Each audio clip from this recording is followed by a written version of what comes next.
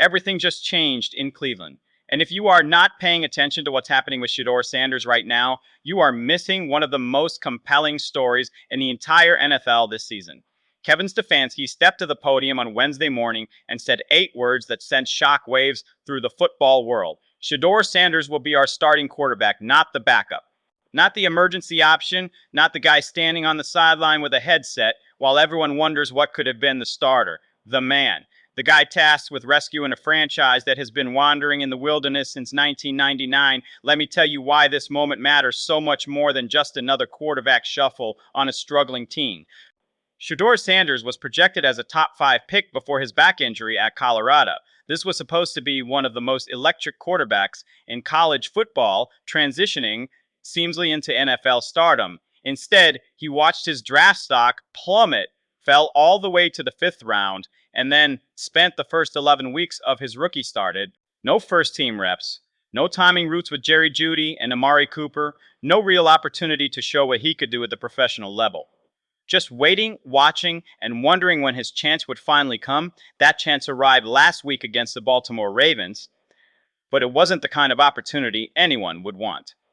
Gabriel went down with an injury. Shedeur got thrown into the fire with 0 preparation, and the results were ugly. 4 completions on 16 attempts, 47 yards, a game-sealing interception. It was the kind of performance that skeptics point to when they want to dismiss a young quarterback. But here is what those critics conveniently ignore. You cannot evaluate a quarterback who had no reps with the starters, no timing with the receivers, no rhythm with the offense. That wasn't a fair test. That was a setup for failure. This week is completely different, and everyone in that building knows it.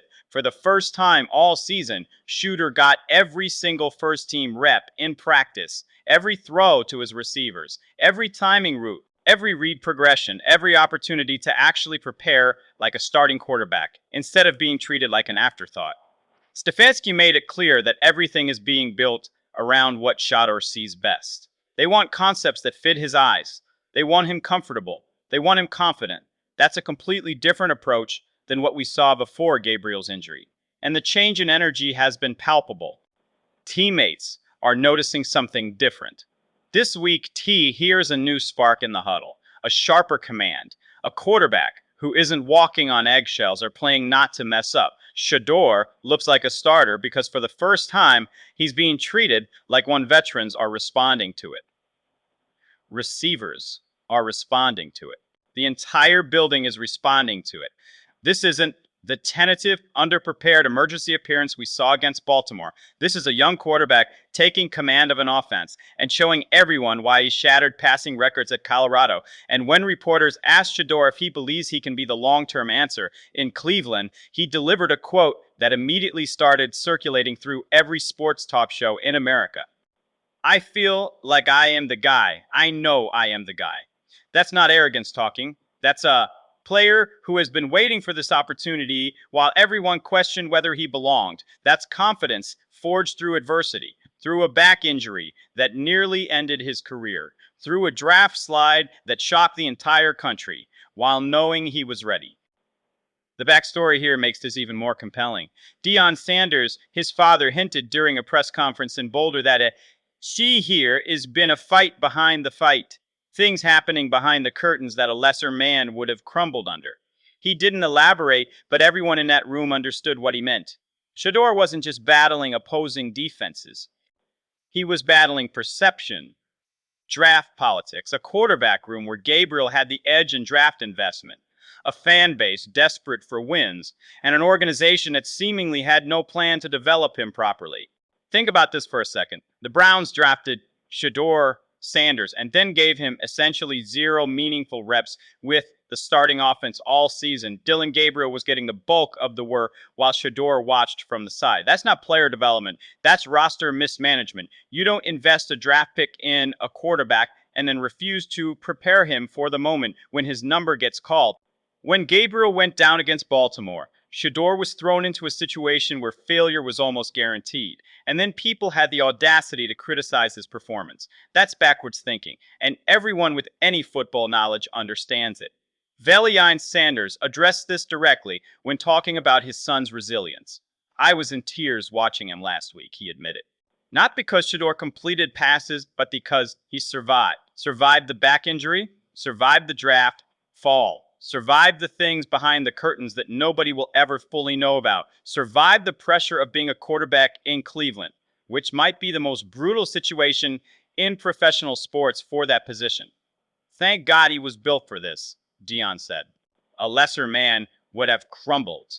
The Cleveland Browns have now had 41 starting quarterbacks since returning to the NFL in 1999. 41. That's a staggering number that tells you everything about the dysfunction at that position for this franchise. Shedeur becomes number 42 on Sunday against the Las Vegas Raiders.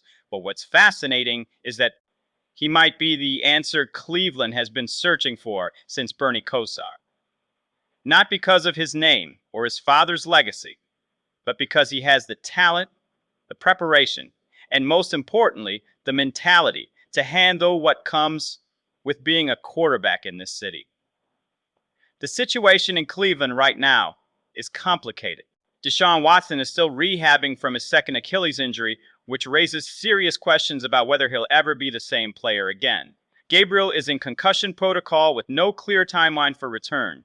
The franchise needs a spark, an identity, someone who can galvanize a locker room and give fans something to believe in. Shedeur Sanders lives for these moments. He grew up in them. His father played them in prime time. His college career at Colorado was built on spectacle and pressure. His entire brand is constructed around rising to big occasions.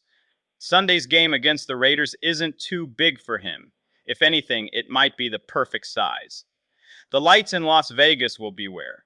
The expectations will be suffocating for most rookies, but Shedeur has been preparing for this his entire life. He's been watching his father handle pressure since before he could throw a football. He's been building toward this moment through every rep at Colorado, every comeback, every clutch throw, every time he proved doubters wrong. The commentary around this situation has been fascinating to watch. Some analysts are questioning why Cleveland didn't prepare Shedeur properly all season. Others are pointing out the contradiction in Stefanski's statements about player development. You can't talk about developing quarterbacks while simultaneously refusing to give your rookie any meaningful reps with the starters. That's not a development plan. That's a recipe for failure. The only reason Shedeur is getting this opportunity now is because injury forced the organization's hand. But here's what matters most. Shedeur doesn't care about the politics anymore. He doesn't care about who wanted him drafted or who didn't. He doesn't care about the whispers or the speculation or the debates.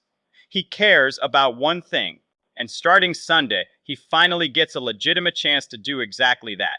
A full week of preparation, every first-team rep, an offense designed around his strengths, receivers, who have had time to build timing and chemistry with him. This is what fair evaluation looks like, and Cleveland is about to find out what Shedeur Sanders can really do. The emotional weight of this moment extends beyond just football. Deion Sanders might not even be in a stadium on Sunday due to Colorado's Saturday schedule, but wherever he is, he'll be watching his son take the field as an NFL starting quarterback after everything they've been